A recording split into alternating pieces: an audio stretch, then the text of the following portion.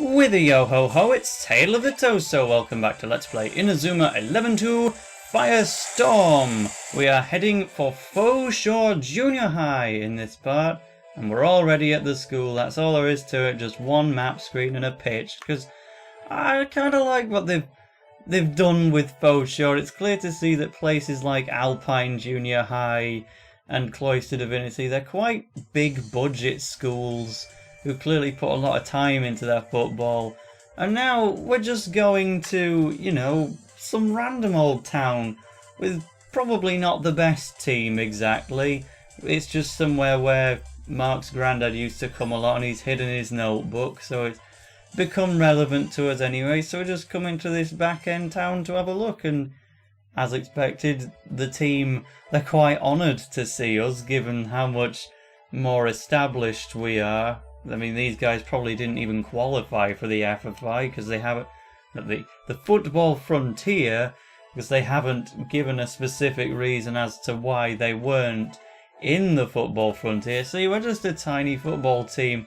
We ain't got a hope of ever making it to football frontier. So it's just a nice small town and they're totally inspired to have us here. So this is nice. You bet it is! It's great to meet another team full of the Ryman spirit!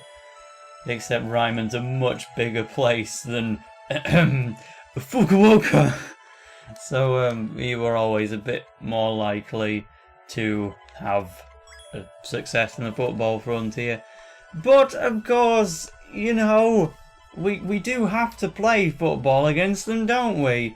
It makes sense. We gotta wait for Fauxshore's headmaster to come back.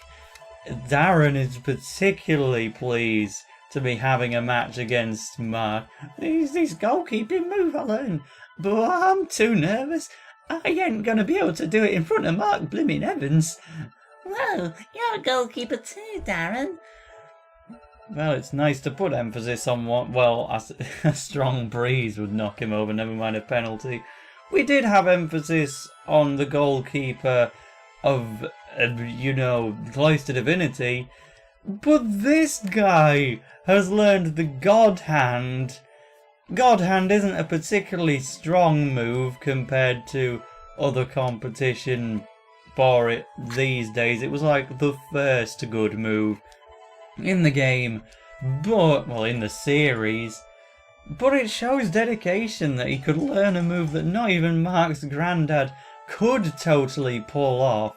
So, yeah, the buildings are a bit decayed, but they've actually got a tennis tournament, which I greatly appreciate. I said just in the previous episode, wow, well, if they're surefire win gloves, I'm putting them on. I mean, you wouldn't say no to that, would you? It only raises the catch by 2 points. But regardless, the person in the centre of the pitch is called Luckyman. We need to talk to him to start the game. Want to go down the calf? We're getting a few more regional things. There's a very hidden item behind those trees. Don't know if you can see it. You have to go all the way around, back behind here, to finally, and you have to rotate the camera as well to be able to see it. Very well hidden, but we get the winged boots. I'm going to shove them on someone now. Sean is still only wearing the Ryman boots, so we'll give him +7 speed. That's pretty major. Let's go talk to the Mr. Jonathan Luckyman and get this friendly underway. Ready to play? Actually, am I healed? Better check. Yeah, I'm fine. Let's get going. Still got Heartland in the squad because I want to show off Bed of Roses. It's a very pretty move. But, yeah, if Darren has got the God Hand, it could prove slightly difficult to score. But otherwise, Fauxshore is hardly the most challenging match in the game. It's like if Cloister Divinity was France, a team that you just expected to have a hard time against, then Fauxshore is the Northern Ireland of the Euros. They're just happy to be there. let's go off with that formation, not waste any more time, because I spent more time just walking around the area than I did reading out the dialogue of the players. But yeah, I do have something I want to have a little talk about while we've got a slightly less than important match, as it were. And it's that in a few episodes ago, Todd was injured and kicked off the team, and we've already scored. Fantastic. Yeah, and so at the start of the game, oh no, we lost Steve. How terrible. Also lost Max and Jim and all those kinds of people. Then Kevin was taken off the squad due to injury, and Axel was removed from the squad. Go on, Mitch Sandmore, you have a crack. You know, Axel left the team. I mean, well, we say he left the team. He was kicked off by Lena, but he agreed with it. So it's like, oh, Axel left on his own accord. He didn't really, but, you know, can Phil get past the defender from here? Let's have a go, why not, eh? Well, yeah, and most recently we lost Todd, and that feels like the biggest kick in the teeth to some players, because we didn't even see the reason as to why he got kicked off on screen. And even if you're an anime viewer, Darren's god hand is blue, by the way. That means it's of the air element rather than the ground one like Mark's is. So there is a slight difference. It is his own version of god hand, but still the same power. So not much difference. But yeah, Todd just out of nowhere was removed from the squad. Ah, that was poor. And so we're forced to replace him again. And a lot of people don't like this, but the main criticism I see for Inazuma 11-2 is so many team members just get kicked off for no reason. I see it as a good thing. I actually like it, because the Ryman team of characters in the first game were pretty good. There's some good characters on there, like Kevin. I know Kevin's one of the ones to get kicked off, but he still got spotlight in this game before he get replaced. The fact that we constantly keep losing team members, it puts more of an emphasis on the new people that we're recruiting, building the new Ryman, as it were, to defeat the aliens.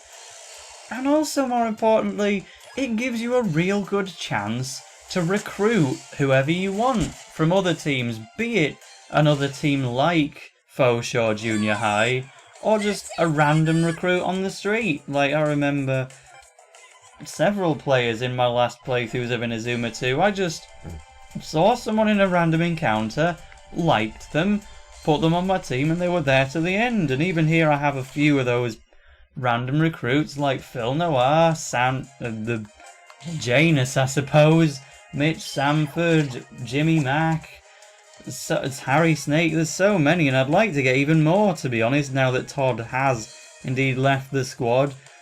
It's something that's sorely missing from Inazuma 11 games now, because Inazuma 11 Go, don't want to go into detail because that would be verging on explaining stuff for the future, but basically you are at a massive disadvantage in the Inazuma 11 Go games if you use someone that's not a story-required member of Ryman.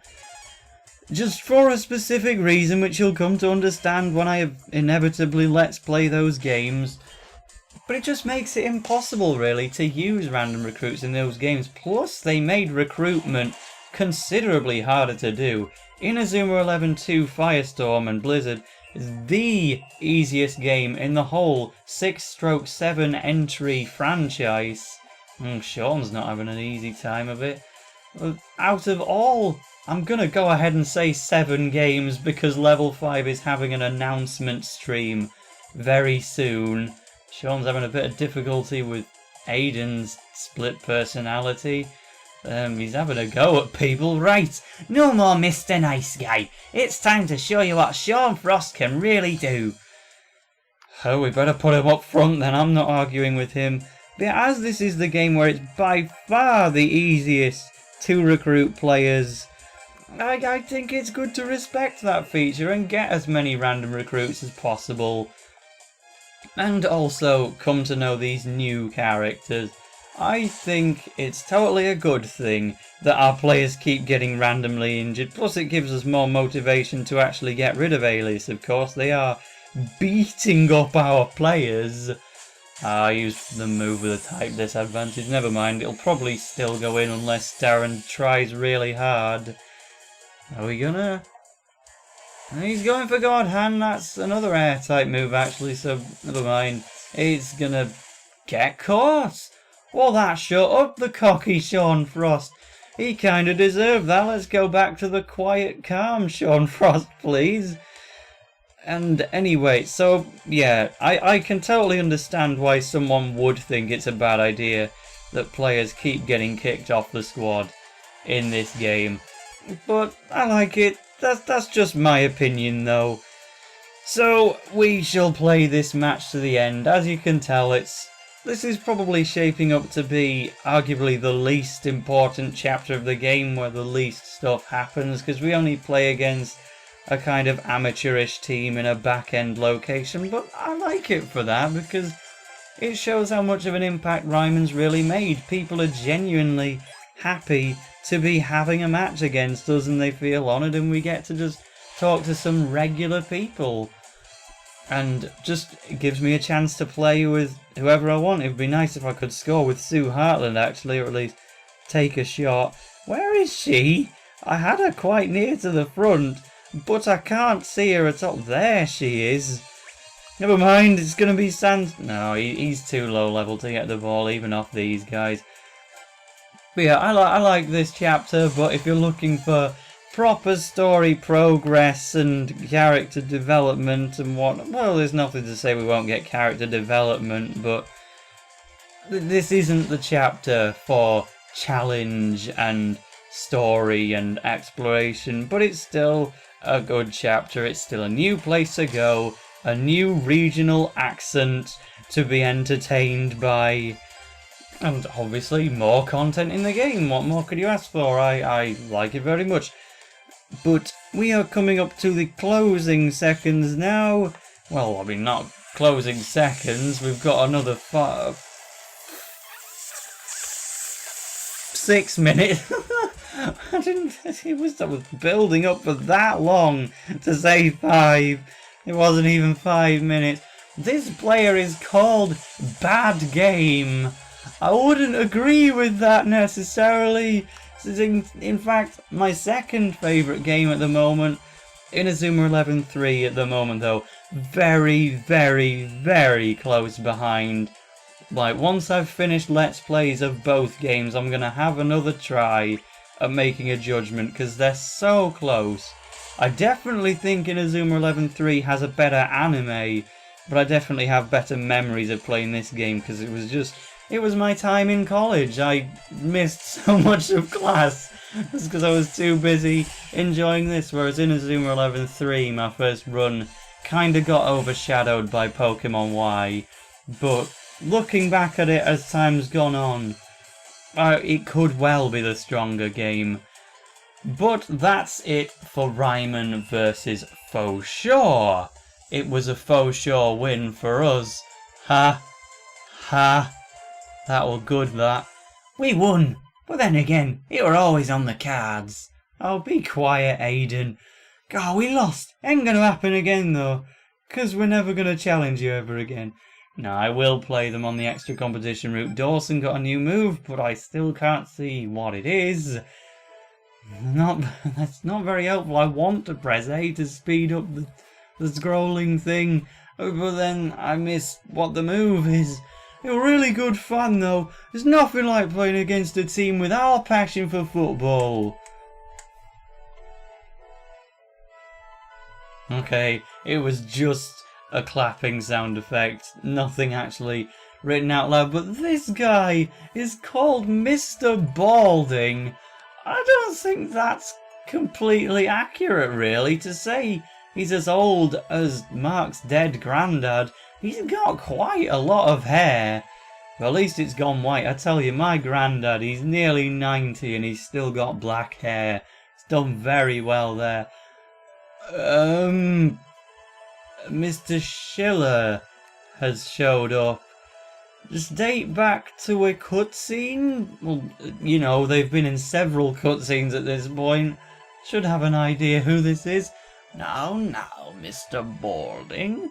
We must excuse children their natural curiosity. I've seen him somewhere before. I'm sure I have. Well, if it isn't young Victoria. It's been a while, has it not? I never thought I'd run into you in a place like this. What on earth are you doing here? Oh, that's it. I remember you. You're the rich man who used to come to all those parties for big important people. Young lady, your impertinence! You always did speak your mind, Victoria. Ahem. Children, this is Mr. Astrum. Yes, Astrum is a real name. You'll no doubt know him as the president and CEO of the Schiller Group of companies. The Schiller Group? I've definitely seen his face somewhere before. Have you two met as well, Jude? Well, yes. After all, my family is also rather rich, as it happens. He looks harmless, but I get the feeling there's more to him than meets the eye. Well, someone's been watching the cutscenes, Jude. He's fine, thank you. Mr. Schiller simply adores children, you know. Please don't misconstrue that. He runs the Sunshine Academy, an institution which puts children first. Basically, it's an orphanage. So, don't make any cruel jokes. Schiller, aha! Now I know where I've heard it. It's Coach Lena's surname. Coach, Schiller's quite an unusual name. Are you two related? We're both just German. This is the first time the two of them have met. Isn't that so? Yes. Coach Lena, you're sweating. Are you all right? I'm fine. So, Mark, we going to ask about that secret scrapbook or what? Oh, yeah, Mr. Balding. The reason we've come here is to have a look at my granddad's secret scrapbook. We were told there might be moves in it that he can help us beat Alias Academy with. A secret scrapbook, eh? This is the first I've heard of such a thing. And it's here in Fukuoka? Yes. It was entrusted to me more than 40 years ago by David Evans himself. And in all that time I've never shown it to anyone. This sounds most intriguing. I'm a big football fan myself, you know. Would you mind if I took a look at it? Well, that silenced the music. I'm terribly sorry, but I'm afraid I can't let anyone see it. Not even you, Mr. Schiller. David made me promise not to show it to anyone, you see.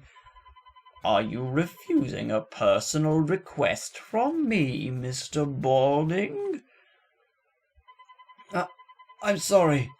David would have never forgiven me if I'd broken our promise. I can't go against his wishes, not even after all this time. I suppose you must respect your friend's wishes. Anyway, it's time I was off. See, this school's been so honoured that Ryman's turned up, and then Mr. Richie McRich comes as well. They're having a busy day. Wiles, was that the same Ryman team that defeated Gemini Storm and Epsilon? Yes, sir. I didn't think we'd bump into them in a place like this. They don't look particularly intimidating, I have to say. Incidentally, Wiles, you know what you have to do, don't you? Yes, sir. I shall order Genesis to get hold of that scrapbook by any means necessary. Excellent. And as for Fauxshore, our report stated there was an exceptional football player to be found here. But there's nothing remotely special about any of these children. This has been a wasted journey. I do apologize, sir. The incompetent responsible for the erroneous report has already been dealt with. Excellent. But this trip could yet wield some unexpected bonuses, Wiles. If we could acquire the secret scrapbook, Genesis would be nigh on unstoppable. Until the Super Nintendo Entertainment System is released, and then we'll be thoroughly outclassed. Well, sir, are you going to tell us where my granddad's secret scrapbook is? Our secret scrapbook, secret scrapbook. I'm still saying secret scrapbook a lot. You should probably take someone from the football team with you. Anyway, after all this talk about the secret scrapbook, Darren wants to go and pick up the secret scrapbook because Mark is going. He's not a member of Team Galactic. Tell you something about Team Galactic. I used to think they were crap in my first ever Pokemon game, but this year I've really come to appreciate how funny they are. They're now one of my favourite villainous teams. And Darren has temporarily joined the team. He'll be following us around just to be our fanboy, basically. Even all of the NPCs, when they're not calling their school a smelly old tip, we'll be talking about Darren.